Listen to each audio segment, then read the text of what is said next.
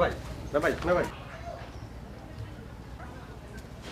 কিছু মনে করেন না, আমরা লোকের কটা কথা কম চিন্তা করছি।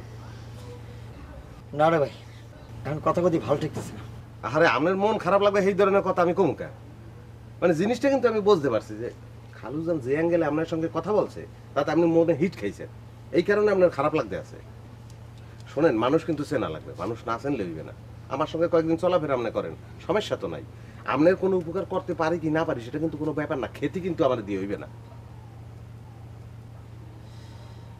লয় কথা কথা লয়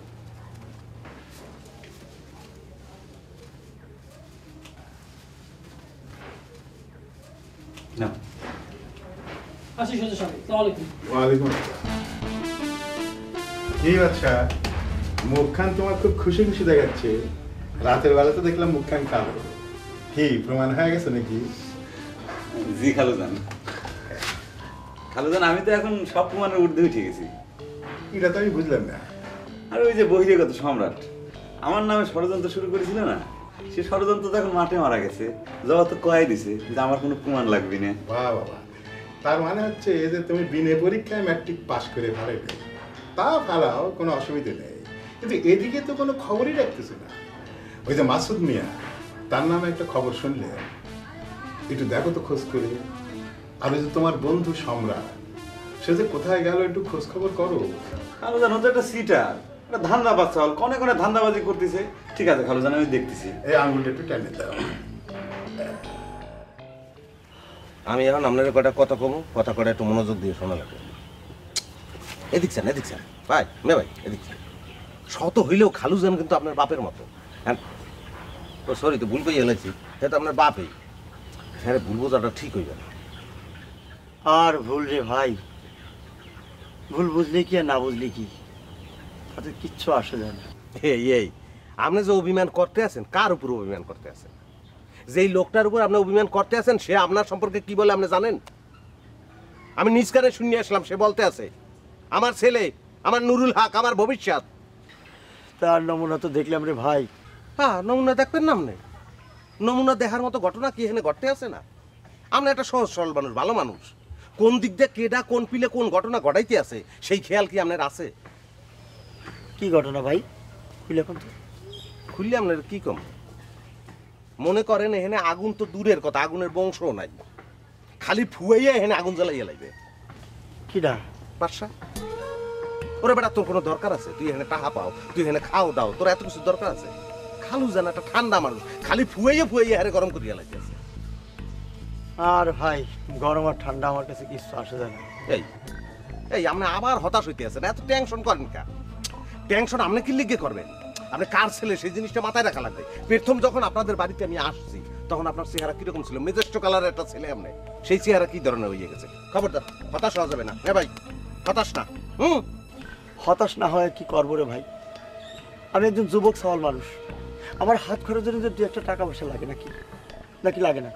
হ্যাঁ তো টাকা লাগবে না? সেই টাকা আমার বাপের কাছে চাইবার দেবে, আমার কি অপমানটা করবে? শুনাইবে না কা? আপনার কইলাম কি, মানে খেলোয়াড় তো বাদশা, সে খেলতে আছে না। খালুজান তো আপনার কথা শুনাইবেই। ওই যেন আপনি মনে করতে পারেন যে কথায় কথায় আমি বাদশাটা টাইম নিয়ে আনতে আছি। তো সময় কথা বলে, সময় মতো আপনি ঠিকই বুঝতে পারবেন। যাক বাদ দেন ভাই, মনের মধ্যে কোনো ধরনের কষ্ট রাখবেন না মেয়ে ভাই। খালুজানের কাছে টাকা পয়সা চাওয়ার দরকার নাই, আর বাদশা টাসার কাছে তো টাকা পয়সা চাইবেনই না। টাকা লাগুক পয়সা লাগুক, যেটা আপনার লাগবে সেটা আপনি আমাকে বলবেন, আমি দেবো, কোনো সমস্যা নাই। হয়েছে? ও কই দেই তো নেই, ধরেন। দেখছেন কথার সেকেন্ড দেখছেন, মাইন্ড সেই পিলে কথা কয়। সম্রাট, তুই এখানে বসে কি করতিস? খালুজান তো খুঁজতিছে একটা কামের জন্য, আর তুই এখানে বসে লোকাল মিটিং শুরু করিস, তাই না? এই কথা যদি আমি খালুজানকে দেখ কই, তাহলে পরে আমি অপরাধী হয়ে যাবো না, তাই না?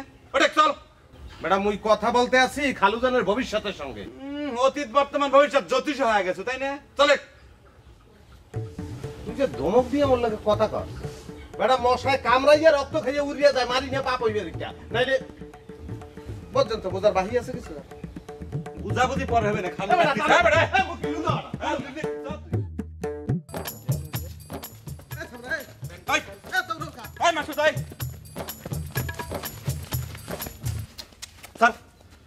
কি হইলে তুমি তরিকারি লিলে কে? এখনো কোর্সেন করতেছ না? কোশ্চিন করার মতো ঘটনা ঘটলি পরে তো কোশ্চিন করাই লাগবে।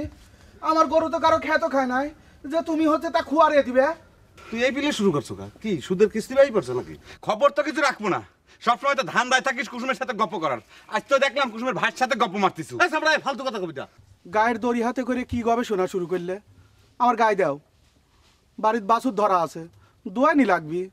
আহা, গায়ে দোয়ায় দুধ খাবে না? তোমার দুধ ভাত খাওয়া ছুটেছি। এই মুহূর্তে তোমার গায়ে গরু কোরক করা হচ্ছে। এই সম্রাট ঠেলা দে। কখবি মানে কি ডাকক করবি?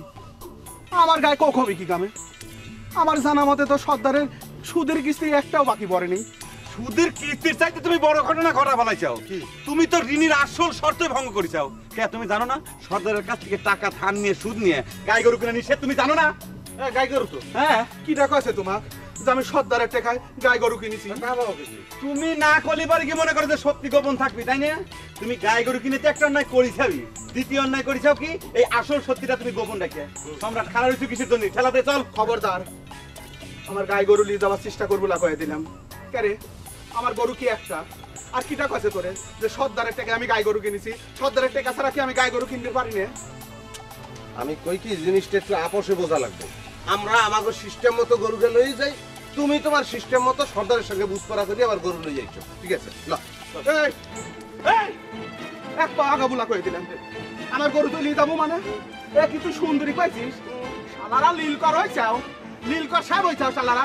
এটা আমার গরুতে এই এই, খবরদার, এই, গরু চুপ থাক। সাবধানে কথা বল। যদি লড়িস তাহলে মাথাটা দুধের টাকা কেন ফেলা দু না? খবরদার মাসুদ খা। মাসুদকে গায়ে হাত দেওয়ার চেষ্টা করো। খবরদার। আমার মাসুদকে গরু ছাড়িয়ে দাও, গরু ছাড়িয়ে দাও।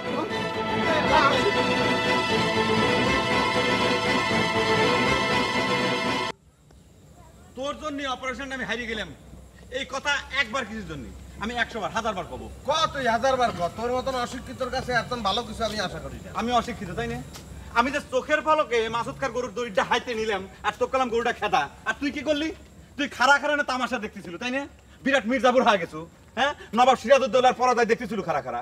ওরে বাবা, মির্জাফর সিরাজউদ্দৌলা ব্যাগ দেই জানো? তো তুই তো পড়ালেখা বাদ দিছ ছোটকালে। আচ্ছা হেকালে কি ইতিহাস বই আসিল? দেখ বহিরে কত বেশি কথা কবি না কিন্তু। এই ঘটনাটা কিন্তু আমি খালদানের কাছে কয়ে দেবো। আর তুই যে নুরু সর্দারের সাথে সলা পরামর্শ করেছিস সেই কথা যদি না কইছি আমার নাম পাল্টা নাম থুস তুই। ক তুই ক। আরে তোরা নাকি খুব বড় মাস্তান হয়ে গেছো, যখন তখন যাত্রা ছাগল ধরে আনিস। এটা কি কথা করছেন? আমরা মাস্তান হবো কিসের জন্য? আমরা হইলাম আমাদের মালিকের হুকুমের গোলাম।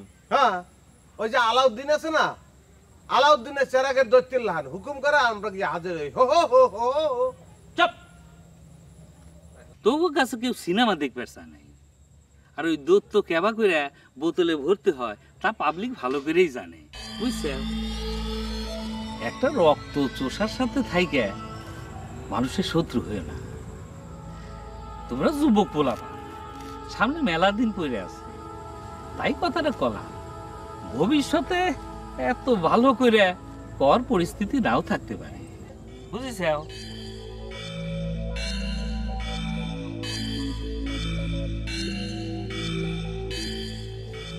খারাপ লাগে মনে যাচ্ছিলা, যাও যাও।